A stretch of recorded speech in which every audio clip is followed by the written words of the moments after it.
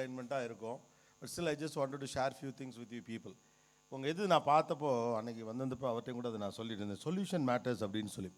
எனக்கு எப்போதுமே ஒரு தாட் ப்ராசஸ் உண்டு. வரும்போது கூட காரில் நண்பர்களோட அதை நான் பேசிகிட்டு இருந்தேன். நமக்கும் வெஸ்ட்டுக்கும் என்ன அடிப்படையில் வித்தியாசம் அப்படின்னா, நம்ம அறிவில் வந்து கண்ணாப்புனான்னு வச்சுருப்போம், ஆனால் சம்பாதிக்கல கன்சர்வேட்டிவாக இருப்போம். போதும் என்ற மனமே பொன் செய்யும் மருந்து, விரலுக்கு தக்கன வீங்கணும், இதுக்கு போதும், அதிக காசு இருந்தால் உருப்படாமல் போயிடுவோம் இப்படிங்கிற ஒரு மைண்ட் செட்டில் நமக்கு ஒரு பெரிய லெகசி இருந்தாலும் கூட இடையில அந்த கண்ணி அறுபட்டு விட்டது அப்படின்னு சொல்கிறது மாதிரி, we believe in hard work, we believe in making money, அதெல்லாம் உண்மைதான். ஆனால் ஹவு மச் அப்படிங்கிறதுல ஒரு குழப்பம் இருக்குது. அதனால தான் இந்தியாவில் மஷ்ரூம் கம்பெனிஸ் இருக்க சைஸ்க்கு யூனிகார்ன் கம்பெனிஸ் இல்லை. நம்முடைய தாட் ப்ராசஸில் அதில் சிக்கல்கள் இருக்குது அப்படின்னு சொல்லிட்டு. அப்போ இப்போ இருக்கக்கூடிய ஜென்ரேஷன்ஸ் மறுபடியும் ஒரு எம்ப்ளாயி அந்த கேட்டகரியில் நம்ம இருக்க போகிறோமா, இல்லை அதுக்கடுத்து நோக்கி நகர போகிறோமா அப்படிங்கிறத இன்றைக்கி நம்ம முன்னால் இருக்கக்கூடிய முக்கியமான கேள்வி. பயங்கரமாக வேலை பார்த்துட்டு கொஞ்சமாக சம்பாதிச்சுட்டு நல்லபடியாக தூக்கம் வந்தால் எனக்கு போதும். எனக்கு தெரிஞ்சு இந்த சோக்கால் திங்ஸ்லேருந்து கொஞ்சம் நம்ம இதெல்லாம் இனிமேல் டேபுவாக மாற்றணும்னு நினைக்கிறேன். நிம்மதியாக தூங்கினா போதும், அமைதியாக வாழ்ந்தால் போதும். இதெல்லாம் எப்படின்னு கேட்டால் இவங்கெல்லாம் எந்திரிச்சு வந்துருவாங்கிறதுக்காக நம்மகிட்ட சொல்லிக்கிட்டு இருக்க விஷயங்கள் அப்படின்னு சொல்லிட்டு ஒன்றுமே செய்யாமல் நிறைய பேர் எக்கச்சக்கமாக சம்பாரித்து பெரிய பெரிய யூனிகார்ன் கம்பெனிஸை பில்ட் பண்ணுறப்போ பெரிய அளவுக்கு டெக்னாலஜி நாலேஜ் இயல்பாகவே இருக்கக்கூடிய நம்மை போன்ற பேக்ரவுண்ட்லேருந்து வரவங்க செய்ய வேண்டிய அடிப்படை விஷயங்கள். அதில் உங்கள் இதில் பார்த்தே சொல்யூஷன் மேட்டர்ஸ் அப்படின்னு. I always believe in that. எவ்வளோ பெரிய சொல்யூஷனை நீங்கள் டீல் பண்ணுறீங்களோ, அல்லது எவ்வளோ பெரிய விஷயத்துக்கு நீங்கள் ஒரு சொல்யூஷன் கொடுக்க போகிறீங்களோ, அவ்வளோ பெரிய சக்ஸஸ்ஃபுல் பர்சனாக நம்ம இருக்க போகிறோம் அப்படிங்கிறது தான்.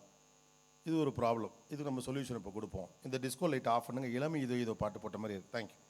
இப்போ பிரச்சனைனா கேமராமேனுடைய சௌரியத்துக்காக அதை செய்ய வேண்டியிருக்கவர். பட் இருந்தாலும் வந்திருக்க என்னுடைய சௌரியத்துனா மொத்தமே 20 நிமிஷம் தான் பேசுவேன், 10 நிமிஷம் கேள்வி பதில் தான். அதனால் பெருசாக கண்டென்ட்லாம் ஒன்றும் கிடைக்காது, கவலைப்படாதீங்க. கண்டென்ட் பேசுனா கேட்குற கண்டிஷன்லேயே அவங்க இல்லை. Okay. So first thing is that எவ்வளோ பெரிய ப்ராப்ளத்தை நீங்கள் சால்வ் பண்ண ரெடியாக இருக்கீங்களோ அந்த அளவுக்கு பெரிய சக்ஸஸை நோக்கி நாம் நகருகிறோம் அப்படின்னு இருக்குது.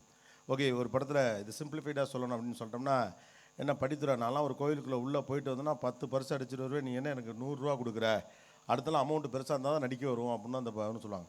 அமௌண்ட்டு பெருசாக இருக்குன்னா வண்டி பெருசாக இருக்கும் பரவாயில்ல அப்படிம்பார் அவர். என்னென்னா ரயில் முன்னால் விழுகணும் அப்படிம்பார். விழுகிறதான் விழுகிற, ரயில் முன்னால் விழுந்தோம்னா ஏதாவது வேலை நடக்குமா இல்லையா? நம்ம அண்ணன் அக்கா சித்தப்பா பெரியப்பாலாம் அப்படி தான் ஏமாற்றி விட்டாங்க. கோடிங் எழுதுனா போதும், ப்ரோக்ராம் எழுதுனா போதும். அன்றைக்கி அவர் வந்து இப்போ நான் சொன்னேன், technology is not a business, incorporation of technology is business. That's way we are differ from West. We believe the technology is business. No, incorporating யாரோ ஒரு அமெரிக்க சதி தம்பியா ஆடியோ ஏற்றுறதுக்கு போல லைட் ஏற்றுறாருன்னு நினைக்கிறேன். ஃபோட்டோவா உங்களுக்கு? ஆனால் 13 வைங்கண்ணே, எக்ஸ்போசர் கொஞ்சம் கிரெயின்ஸ் இருக்கும், அப்புறமா ஏஐயில் மாற்றிக்கலானே. இந்த இருக்காங்களே டீமே ஃபோட்டோ. அதுக்கப்புறமா எல்லா மொழியிலையும் நானே பேசுவேன். இப்போலாம் நமக்குலாம் அந்த கவலையே இல்லை. இந்த தலைமுறை எவ்வளோ கொடுத்து வச்சுருக்கோம் யோசிச்சு பாருங்களேன். அவனுக்கு தெரிஞ்சதை அவன் பேசலாம், வேணா அது ஜெர்மனியில் போட்டுக்கலாம். அன்றைக்கி என் ஃப்ரெண்டு ஒருத்தர் சொல்கிறாப்புல, இதுன்ட்டு ஜெர்மனியில் நான் பேசுகிற மாதிரி தான் எடுத்து அனுப்பிடுறாங்க. என்ன எந்த பிரச்சனையும் கிடையாது, நமக்கு தெரிஞ்ச நம்ம சொல்லிட்டு போனோம்னா மீதி எல்லாத்தையும் ஏஐ பார்த்துக்கும் அப்படின்னு சொல்லிட்டு. இப்போ நம்ம என்ன நினச்சிட்டு இருக்கோம்னா, ஒரு டெக்னாலஜியை பயன்படுத்துவதில் ஒரு technology is a business. No, technology வச்சுக்கிட்டு க்ரியேட்டிவாக what you are going to do is business. That's where we are different from the bigger marketing companies. People those are making bigger brands are the richer people in the world. இப்போ ரீசெண்டாக அந்த trade வார் நடந்துட்டு இருக்குல்ல, China versus US. அந்த trade வாரில் உடனே சைனாலேருந்து டிக்டாக்லேருந்து எல்லோரும் போடுறாங்க, இந்த பேக்கை தயாரிக்கிறதுக்கு இவ்வளோ செலவு தான் ஆகுது, மொத்தமே $1450 தான் செலவாகுது. இத்தாலியிலேருந்து இது வாங்குகிறோம், அதுலேருந்துலாம் வாங்குகிறோம், இது உங்கள் ஊரில் $35,000 விற்கிறானுங்க, வேறு ஒன்றும் இல்லை, இந்த லோகோ மட்டும் போட்டு விற்கிறான் அப்படின்னு. மற்றவர்களுக்கும் அமெரிக்காவுக்குமான அடிப்படை வித்தியாசம் என்ன அப்படின்னா, அமெரிக்கா அதோடைய ஸ்ட்ராட்டஜிஸை ரொம்ப ஏர்லியாகவே ஸ்டார்ட் பண்ணிடுச்சு. அவங்களோட மைண்டிலே doing big things is the matter. ஒன்று நல்லா செய்யணும், சிறப்பாக செய்யணுங்கிறத விட அதை பெரிதாக செய்ய வேண்டும் என்பது மட்டும்தான் அவங்களுடைய மனதளவில் இருக்கக்கூடியது. ஆரம்ப காலத்தில் டச்சுக்காரர்கள் உள்ளே வந்த பிறகு ஃப்ரெஞ்சுக்காரர்களோடு சேர்ந்து, அதுக்கப்புறம் பிரிட்டிஷ் எல்லாம் சேர்ந்து, பிரெயின்ஸ்லாம் சேர்ந்து ஒர்க் பண்ணி அமெரிக்கன் பிஸ்னஸ் மாடல் அப்படின்னு ஒன்று இருக்குது இன்னை வரைக்கும். அதனால தான் அவனுங்க நம்மளை ரூட் பண்ணிகிட்டே இருக்காங்க.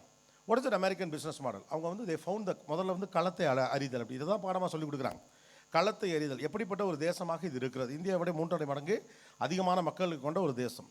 ஆனால் இந்தியாவை விட 3.5 மடங்கு மக்கள் தொகை குறைவாக இருக்கக்கூடிய ஒரு நாடு. அதிகமான மக்கள் தொகை இல்லை, கம்மியான மக்கள் தொகை, தேவையான அளவுக்கு அல்லது அதை விட அதிகமான இயற்கை வளங்கள் இருக்கக்கூடிய ஒரு நாடு. இதை வச்சு நம்ம என்ன பண்ணணும் அப்படின்னா, முதல்ல நம்ம கண்டுபிடிச்சதுனா எதுலெல்லாம் லாபம் கம்மியோ அதெல்லாம் மனித வளம் அதிகமாக இருக்கக்கூடிய நாடுகளுக்கு தள்ளிவிடும். சைனாக்கு, ஜப்பானுக்கு. இப்படி நம்மளாம் நினச்சிட்டு இருக்கோம், அமெரிக்கா எப்போ அவுட் சோர்ஸ் பண்ண ஆரம்பிச்சிச்சுன்னா ஐடிலாம் வந்த பிறகு அவுட் சோர்ஸ் பண்ண ஆரம்பிச்சிச்சு. நம்ம பெரிய என்ன சின்னவனெல்லாம் சான் ஃப்ரான்சிஸ்கோவில் போய் வேலை பார்த்தான், ஆன் சைட்டுக்கு போனால். நம்ம அக்கா அமெரிக்காவில் போய்ட்டு டவுன் டவுன்லேருந்து ஃபோட்டோ எடுத்து போஸ்ட் கொடுத்துச்சு. அதெல்லாம் பார்த்து நம்ம நினச்சிட்டோம் ஐடி இண்டஸ்ட்ரி வந்து என்னண்ணே வந்து போயிட்டுருக்கலே, போங்கண்ணே கண்ணில் அடிக்குது, இதுலேருந்து நான் தப்பிச்சு மக்க மனுஷரை பார்க்கலான்னு தானே வரோம். இங்கே வந்து உயின்னு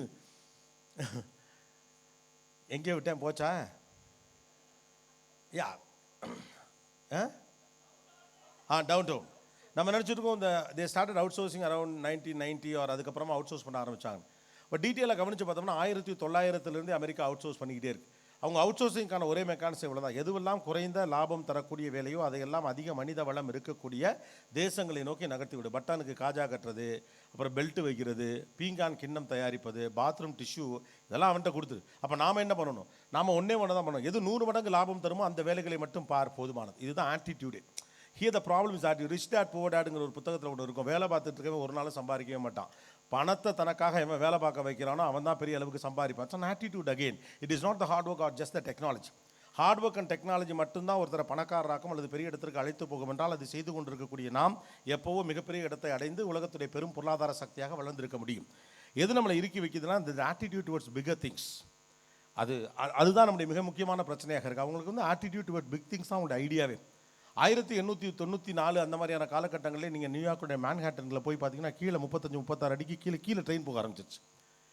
எல்லாரும் இருப்பு பாதைகள் வழியாக அவன் கனெக்ட் பண்ண ஆரம்பித்தான். What is that? What is the business idea behind that? ஒன்றுமே கிடையாது. முதல்ல ஒன்று தான் பண்ணுறதா 2 kind of economy walk in the world. One is lay the road, business automatic will come to picture. நீங்கள் முதல்ல ரோடை போட ஆரம்பிச்சிட்டிங்கன்னா ஆட்டோமேட்டிக்காக பிஸ்னஸ் வந்துடும். அவ்வளோதான். ஓசூருக்கும் பெங்களூருக்கு இடையில் ஒரு ரோடை போடு, தானாக லாரி உள்ளே வர ஆரம்பிச்சிடும். லாரி வர்றதுனால காசு வர ஆரம்பிச்சிடும். ஃபேக்ட்ரிக்கு பொருட்கள் வரும், பொருளை தயாரிக்கும், மறுபடியும் ரோட்டை போடு, இந்த பக்கம் போ. 2வது மாடல் பணத்தை சம்பாரிச்சு ரோட்டை போடு. நம்மளாம் பணத்தை சம்பாரிச்சு ரோட்டை போடுறவங்க எல்லாம் ரோட்டை போட்டு பணத்தை சம்பாரிச்சவங்க. அவ்வளோதான். அவன்கிட்ட அந்த பொருளாதாரம் இருந்துச்சு. I'm not comparing American and India, but then attitude of American beginners. ஆரம்ப காலத்தில் அமெரிக்காவை டிசைன் செய்தவர்களுடைய ஆட்டிடியூடை பற்றி பேசுகிற போது இது பெருமையாக பேசுகிறார். அவன் எப்போதுமே பெரிய விஷயங்களை பற்றி யோசித்தான். அதுதான் டெக்னாலஜி இன்கார்பரேஷன். அதை தான் இப்போ நம்ம ஏஐல சொல்கிறோம். ஏஐ ஒன்றும் புது டெக்னாலஜி கிடையாது. இது வந்து பல வருஷம் ஆச்சு. இப்போ தான் இது படக்குன்னு ஏஐங்குது. இது எவ்வளோ நாளைக்கு நிற்குங்கிறது எனக்கும் தெரியல. ஏன்னா ஏஐ வச்சு வேலை பார்த்துட்டு எங்கள்கிட்ட வந்து சொல்கிறீங்கன்ட்டு. ராபிட் சேஞ்சிங் டிரான்ஸ்ஃபர்மேஷன் நடக்கக்கூடிய ஒரு ஜெனரேஷன் அநேகமாக இதுவாகத்தான் இருக்க முடியும் அப்படின்னு சொல்கிறாங்க. ஒரு மாற்றம் நடைபெறுவதற்கான காலகட்டம் மிக வேகமாக நகரக்கூடிய ஒரு காலகட்டமாக இருக்கும். Again back to America. The strategy is very simple of technology incorporation. நான் முதல்ல சொன்னது மாதிரி ஒரு ரயில் பெட்டி தயாரிப்பதற்கு 1 லட்சம் ரூபாய் செலவாகுது அப்படின்னு வச்சுக்கோங்களேன். 10 ரயில் பெட்டிகள் தயாரிக்கப்படும் அல்லது 20 ரயில் பெட்டிகள் தயாரிக்கப்படும். 20 லட்சம் ரூபாய் அதனுடைய விலை. இப்போது அதற்கு முன்னால் டெக்னாலஜி இன்கார்பரேஷன் இன்ஜின்கிற ஒன்றை சேர்த்துட்டா ஒரு ரயில் பெட்டியுடைய விலை தனிப்பட்ட முறையிலேயே 1000 லட்சம் 100 லட்சம் ஆயிடும். ஏன்னா அது வரைக்கும் அது மூவ் ஆகாது. இவ்வளோதான் சிம்பிள். இன்னை வரைக்கும் அமெரிக்கா பண்ணுற எல்லாமே அதுதான். ஒன்றை உருவாக்கி அதோட ஒரு டெக்னாலஜி அது இன்கார்பரேட் பண்ணும். அது ஏஐயாக இருக்கலாம், இல்லை குவாண்டமாக இருக்கலாம், இல்லை நாளைக்கு சூப்பர் கம்ப்யூட்டர்ஸாக இருக்கலாம், இல்லை இதுக்கு முன்னால் கம்ப்யூட்டராக இருக்கலாம், அதுக்கு முன்னால் சேட்டலைட்டாக ஏதோ ஒன்றா இருக்கலாம். Add a technology with a product is called technological incorporation. Technology alone will not give you success. Technology alone will not give you success. நமக்கு என்னென்னு கேட்டால் ஒரு டெக்னாலஜி அடாப்டேஷனே சக்ஸஸ்ன்னு லாஸ்ட் 15 இயர்ஸாக பழக்கியிருக்காங்க. கோடிங் எழுதுறது சக்ஸஸ், ப்ரோக்ராம் எழுதுறது சக்ஸஸ், ஆன்சைட்டுக்கு போகிறது சக்ஸஸ், அங்கே போயிட்டு கலிஃபோர்னியாவில் போட்டோ எடுக்கிறது சக்ஸஸ். இதையெல்லாம் சக்ஸஸ் நம்ம நம்ப வச்சுட்டாங்க. No. Technology with creativity, problem solving will give you a big number of பெரிய கம்பெனி, பெரிய சைஸ் கம்பெனிஸை கொண்டு வர முடியும். இப்போ ஃபைண்டிங் த சொல்யூஷன். அப்போ முதல்ல வாட் இஸ் அ ப்ராப்ளம்னு பண்ணோம். அப்போ ப்ராப்ளம் இஸ் த சொல்யூஷனுங்கிற ஆட்டிடியூட் வரணும்னா ரியல் லைஃப்லையும் ப்ராப்ளமுக்கும் சொல்யூஷன்ஸ்க்கும் நம்ம ரெடியாக இருக்கணும். நோகாமல் நோம்பு கும்புறது, கஷ்டமே இல்லாமல் மேலே வர்றது, பிரச்சனை வந்தால் ஓடி போய் ஒளிஞ்சுக்கிறது, ஸ்டேட்டஸ் போட்டுட்டு படுத்துக்கிறது, சோகப்பாடல்கள் கேட்பது, பிடிச்ச ஃப்ரெண்டுக்கு போன போட்டு அல்லது பிடிக்காத ஃப்ரெண்டுக்கு போன போட்டு எனக்கு என்னமோ மாதிரி இருக்குன்னு சொல்லிட்டு அழுகுறது, இந்த கதை எல்லாத்தையும் தாண்டிட்டு மைண்ட் செட்டில் எப்போ ப்ராப்ளத்தை ஃபேஸ் பண்ணவும் அதற்கு சொல்யூஷன்ஸை கொடுக்கவும் நம்ம ரெடியாக இருக்கோம். Automatically that attitude will come in to your technological picture. Technology is a tool. Talent is never enough அப்படின்னு ஒரு புத்தகம் இருக்குது. அதில் ஒரு வார்த்தை சொல்லுவானுங்க, உன்ட்ட என்ன டேலண்ட் இங்கே பிரச்சனை இல்லை, அது மேலே வச்சுக்கிட்டு எங்கே நகர்றேங்கிறது தான். There is another word, something called well-directed intelligence. This is what I just wanted to tell you people who are on the next generation. I'm not a tech guy. Or the facts what I'm saying is exactly right இருக்குங்கிற அவசியம் இல்லை. உடனே போய்ட்டு கூகுளெல்லாம் செக்லாம் பண்ணாதீங்க. எனக்கு தெரிஞ்சதா I just wanted to share you people. எனக்கு இருக்கக்கூடிய அனுபவம் என்பது நான் சந்தித்த மனிதர்கள் என்னிடம் சொல்லிவிட்டு போனதிலிருந்து நான் புரிந்து கொண்ட சில விஷயங்கள். என் தொழில் நிமித்தம் எனக்கு கிடைத்த வாய்ப்பில் நான் சந்தித்த மனிதர்கள் என்னிடம் சொல்லியதை நான் ஷேப் அப் பண்ணி சொல்லக்கூடிய ஒரு இடம் எனக்கு கிடைத்திருக்கிறது. அதை நான் உங்ககிட்ட சொல்ல ட்ரை பண்ணுறேன். அவ்வளோ மட்டும்தான். So my only concern with the next generation or this generation tech guys is that come with your own creativity, come with your own solution, not just using a technology as a business. Second, on a personal side, டக்குனு நான் நேரம் அங்கே இங்கே வரேன் அப்படிங்களா? அப்படிலாம் கிடையாது. 1 மணி நேரத்துக்குள்ள ஒரு 20 விஷயம் சொல்கிற வேலையை பார்த்தே பழக்கப்பட்டதுனால முதல்ல நான் மைண்டில் வந்ததை உங்கள்கிட்ட நான் சொல்லிடுறேன். I just want you guys to make it unicorn companies, listed companies. அதை பற்றி யோசிங்க. வளர்தல்ங்கிறதும் சர்வைவலுக்கும் டிஃப்ரெண்ட் இருக்குது. Survival is different from growth. Survival is different from growth. இன்றைக்கி சர்வை பண்ணுறதுலாம் ஒரு மிகப்பெரிய விஷயம்லாம் கிடையாது. ஊரில் சில ஆள்லாம் இருப்பாங்க தெரியுமா இல்லையா? காலையில் ஒரு டீக்கல்ல போனால் யாரோ ஒருத்தன் டீ வாங்கி கொடுத்துருவான். அப்புறம் அவன் சித்தப்பா வந்திருக்கேன்னு சொன்னால் யார் வீட்டில் இட்லி கொடுத்துருவாங்க. மாமா வந்திருக்கேன் கரிசோறு இல்லையா மத்தியான வீட்டில் ஒருத்தர் சாப்பாடு போட்டுருவாங்க. அங்கேயே தூங்கிட்டு நைட்டு ஒருத்தன் சரக்கு வாங்கி கொடுப்பான். அடிச்சுட்டு தூங்கிட்டு மறுநாள் காலையில் அதே ரூட்டில் போயிடுவாங்க. Even a dead fish goes with the water. Even a dead fish goes with the water. அதனால் fish swims against the current. உயிருள்ள மீன் தான் நீருக்கு எதிராக நீந்தும். அப்போ ரேப்பிட் சேஞ்சிங் இருக்கக்கூடிய காலகட்டத்தில் இப்போவே நீங்கள் குவாண்டமை பற்றி திங்க் பண்ண ஆரம்பிச்சிருங்க, சூப்பர் கம்ப்யூட்டர்ஸை பற்றி திங்க் பண்ண ஆரம்பிச்சிருங்க. அந்த க்ரியேட்டிவிட்டி அதை வச்சு என்னென்ன solutions, what are the problems that R going to arise அப்படின்னு கண்டுபிடிக்கிறது தான் முதல்ல ஒரு டெக்னாலஜிக்கான கூரே. டெக்னாலஜியை யூஸ் பண்ணுறதில்ல, அடுத்து வரப்போகும் பிரச்சனை இதுதான் என்று அறிவது தான் ஒரு டெக்னிக்கல் பர்சனுக்கு தேவைப்படக்கூடிய ஃபர்ஸ்ட் ஆட்டிடியூட். எப்போ உங்களால் பிரச்சனையை ஃபைண்ட் அவுட் பண்ண முடியுதோ, when you have the capability to bridge the gap between the need and the people, then you are the right technical person. We think நம்ம இன்ஜினியரிங் படிக்கிறது டெக்னாலஜி அதெல்லாம் கிடையாது. Technology is an attitude, technology is a culture, technology is no more science. என்னை பொறுத்தவரை technology is no more a science. அதுக்கு ஒரு சின்ன ஒரு ஹியூமன் ஆட்டிடியூட் இருக்கணும். இப்போ நிறைய பேர் நீயானலாம் பார்த்துருப்பீங்க. நீயானா பார்க்குறப்போ ஒவ்வொருத்தருக்கும் ஒரு மாதிரி இருக்கும். ஒரு ஆங்கரை பற்றி ஒரு அபிப்பிராயம் இருக்கும். ஒரு ஆங்கரை பற்றி ஒரு அபிப்பிராயம் இருக்கும். இவன் வந்து நல்லா பேசுகிறான் அப்படின்னு ஒரு அபிப்பிராயம் இருக்கலாம். கோபிநாத்துக்கு வந்து தமிழ் கொஞ்சம் நல்லா வருது அப்படின்னு ஒரு அபிப்பிராயம் இருக்கலாம். இல்லை இருந்தாலும் நிறையா புத்தகம் படிச்சிருக்கான் அதுலேருந்து ஏதோ எடுத்து சொல்கிறான் அப்படின்னு ஒரு அபிப்பிராயம் இருக்கலாம். பீயிங் அன் ஆங்கர் அந்த இடத்துல அவர் சக்ஸஸ்ஃபுல்லாகவோ அல்லது தொடர்ச்சியாகவோ இருப்பதற்கு இதுதான் காரணமாக இருக்கும் என்று வெளிப்பார்வையிலிருந்து பார்க்கிற போது நமக்கு ஒரு எண்ணம் இருக்கும். ஆனால் உண்மையில் கிட்ட போய் பார்த்தீங்கன்னா அதற்கு தேவைப்படக்கூடிய ட்ரைட்ஸ் வேறையாக இருக்கும். நீயானுடைய மிகப்பெரிய சவாலுங்கிறது அங்கே இருக்கக்கூடிய 50 பேரோடு பேசுவதல்ல, 50 பேருக்கு ரியாக்ட் பண்ணுறது அல்ல. நீயானுடைய மிகப்பெரிய சவால் என்பது அங்கே இருக்கக்கூடியவங்களுக்கு டக்குன்னு ஆன்சர் பண்ணுறதோ அல்லது உடனே இந்த விஷயம் ஞாபகத்திற்கு வருவதோ அதெல்லாம் இல்லை. அங்கே ஒரு 9 கேமரா இருக்கும், அதை மேய்க்க தெரியணும். அதுதான் இருக்கிறதுலே கஷ்டம். இங்கிருந்து ஒரு கணவர் பேசுகிறார், இங்கிருந்து ஒரு மனைவி பேசுகிறாங்க அப்படின்னா அந்த கேமராமேனுக்கு இந்த கணவர் தெரியணும், இந்த அம்மாவோட ரியாக்ஷன் தெரியணும். அவங்க சொந்தக்காரிய 4வது ரோவில் 3வதுல உட்காந்துருப்பார், அவர் அந்த நேரத்தில் என்ன பண்ணா தெரியணும், இங்கிட்ட யாராவது அழுகிறாங்களான்னு தெரியணும். இதை விட முக்கியம் அவரை பார்த்தா இந்த அம்மா பேச மாட்டாங்க, மனசில் இருக்கிறத பட்டு அவரை மறித்து நீங்கள் நிற்கணும். கொஞ்சம் கொஞ்சமாக அந்த பொண்ணு பேச பேச பேச மனசு ஓப்பனாக ஆக ஆக ஆக அந்த பொண்ணு சமாதானம் அடையினா அந்த ஃப்ரேமுக்குள்ளே ஒரு கணவரை நீங்கள் கொண்டாடணும். பிராண சங்கடம் இருக்கிறதே கஷ்டம் தான். ஆனால் வெளியிலேருந்து பார்க்குறப்ப what you guys are thinking is Gopinath is well versed. அவர் நிறையா புத்தகங்களை படித்து விட்டு அவர் அதுவாக்கும். இன்டர்நெட்லாம் போய் பார்த்தா எந்த முதல்ல ஏஐ வச்சு இதை கரெக்ட் பண்ணுங்கப்பா. நான் லண்டனில் லாயருக்கு படித்தேன், அமெரிக்காவில் இதை படித்தேன், இதில் இதை படித்தேன். நான் காலையில் நியூஸ் பேப்பர் படிக்கிறதே குறைச்சிட்டேன். Okay, so what I'm trying to tell is the real talent is completely different. The real right அப்படிங்கிறது நீங்கள் உள்ளே போனதாக நீ என்ன what it's a problem solving. It's a problem solving. அதனால தான் அதோடைய லாங்கிவிட்டி கூட இருக்குது. It is not because of the anchor, it is not because of the anchor or because of the technology that what we are using. It is because of the need. That's it. The show is run by people. அங்கே ஆங்கருக்கு role ஒன்றுமே கிடையாது. ஆக்சுவலாக நீங்கள் அந்த இடத்துல நீங்கள் நிகழ்ச்சியை தொடங்கி வைத்து விட்டு என்னது இந்த வட்டத்திலே இந்த நிகழ்ச்சியை தொடங்கி வைக்கிறேன்னு சொல்லிட்டு கவுன்சில் வந்து சொல்லிட்டு போயிடும். அதுக்கப்புறம் ஃபங்க்ஷன் நடக்கும்ல, அப்படி சொல்லிட்டு போனால் கூட நீ என்ன நடக்கும். ஏன்னா people are giving solutions for their own issues or somebody's issues.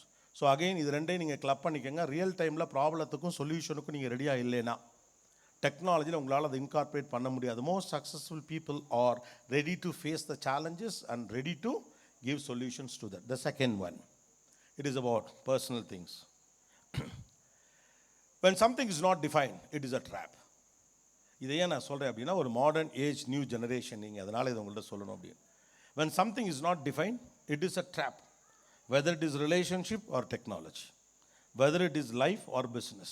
ஏன்னா இப்போ எல்லாத்துலேயும் ஒரு வேர்டு இருக்குது, அப்புறம் பார்த்துக்கலாம், இதை அப்புறமா முடிவு செஞ்சுக்குவோம், போகிற வரைக்கும் போகட்டும், நடக்கிறது நடக்கட்டும், மீதியெல்லாம் மேலே இருக்கவன் கையில். No, when it is a relationship, define. when it is a business, define.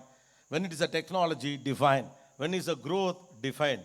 ஃப்ரெண்டா பெஸ்ட்டா, பெஸ்டியா பாய் பெஸ்டியா, கேர்ள் பெஸ்டியா, பாய் ஃப்ரெண்டா கேர்ள் ஃப்ரெண்டா, சும்மாவா, define. This is my limit, define. This is what I'm going to be, define. நம்மளோட பெரிய ப்ராப்ளம் என்னென்னா குஷன் வைக்கிறேன்ட்டு எதையுமே define பண்ணாமல் இருக்கிறது தான். புதுசாக கல்யாணம் ஆனவங்க எவ்வளோ பேர்? ஏடா பூரா பேருமா சிங்கிளு? ஓகே, இப்போ பாருங்கள் எவ்வளோ பேர் கமிட்டடு. என்னையே ஆஃபீஸ் நடத்துறீங்க, 2 பேர் தான் கை தூக்குறான். இல்லைண்ணா அந்த சும்மாவா அப்படின்னீங்களா அந்த கேட்டகரியில் எல்லாரும். ஓகே, எவ்வளோ பேர் break-up? Okay, so whatever it is, why I'm trying to tell you people is that when you are not, when you are struggling with your relationship, that it will affect your whole environment. People those are happy are happy at home. ஒரு சில வயசில் சில விஷயங்கள் நமக்கு இல்லாமல் இருந்துச்சுன்னா அவங்களுடைய productivity நல்லா இருக்கும், நீங்கள் ஹாப்பியாக இருப்பீங்க. So I don't believe much in productivity. But எனக்கு வந்து சில நேரங்களில் தோணும், உங்கள் எனர்ஜி எதுக்கு அந்த பர்டிகுலர் ஏஜில் ஸ்பெண்ட் ஆகுது அப்படிங்கிறது இஸ் மச் மோர் இம்பார்ட்டண்ட். இப்போ பெரிய பெரிய ஆட்கள்லாம் லைக் மார்க் ஜூக்கர்பர்க்ல இருக்கலாம், ஒரு பில்கேட்ஸ், இவங்கெல்லாம் போட்ட ட்ரெஸ்ஸே போடுவானுங்க. எதுக்குன்னு? ஏன்னா இட்ஸ் மென்டல் லேபர். இன்றைக்கி காலையில் என்ன ட்ரெஸ்ஸை போட்டு போகணும், இப்போ கடைசியில் எந்த ட்ரெஸ்ஸை போட்டு போகணும்னு தெரியாமல், இது பிளாக்கா ப்ளூவானே தெரியாமல் நானாவே பிளாக்னு நினச்சி போட்டுக்கிட்டு இருக்கேன். வரையில் என் ஒய்ஃப்கிட்ட கேட்டேன், நீ எடுத்துகிட்டு போயிருக்க சட்டை ப்ளூன்னு சொல்கிறான்.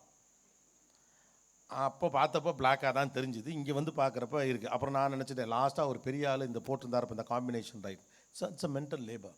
நீங்கள் ஒரு வேலையை செய்து கொண்டு இருக்கிற போது ஏதோ ஒன்று உங்களை உறுத்தி கொண்டே இருக்குன்னா இட் இஸ் நாட் டிஃபைன்ட். ஏதோ ஒன்று உங்களை உறுத்தி கொண்டிருக்குன்னா it is not defined. when something is not defined, it is a trap. And when you are not ready to define something, you are not sure about it. Come out from that. When you are not ready to define something, you are not sure about it. Whether it is a relationship or a company or a family or anything else for that matter.